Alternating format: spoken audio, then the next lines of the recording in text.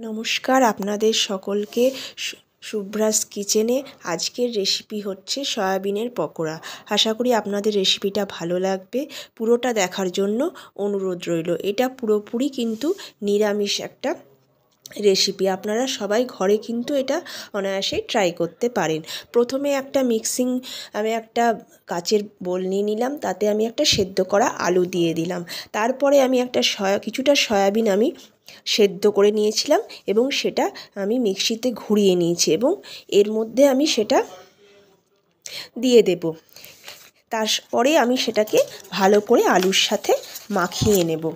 এরপরে একে একে লঙ্কা কুচি, আদা গ্রেট করা, ধনে গুঁড়ো, জিরে গুঁড়ো, নুন স্বাদমতো, চিনি, হলুদ, 1.5 চামচ বেসন, চাল গুঁড়ি দিয়ে এবার এটাকে খুব ভালো করে মিক্স করে নিতে হবে।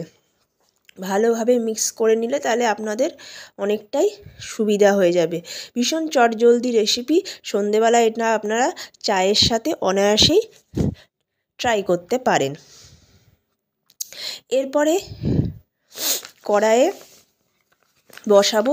কড়াইয়ে এবারে তেল গরম করতে দেব এবং একে একে বানানো ওই পকোড়াগুলো সব যেগুলো আমি মাখলাম সেগুলো একে একে সব দিয়ে দেব এবং কম আঁচে এগুলো লাল লাল করে একদম ভেজে নিতে হবে।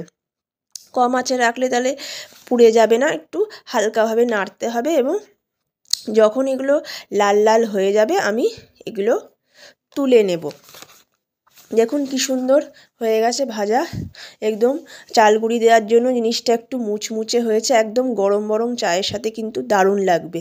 তো আজকে এইটা আপনারা বাড়িতে ট্রাই করবেন এবং আমাকে অবশ্যই জানাবেন যে আপনাদের কেমন লাগলো। আর লাইক শেয়ার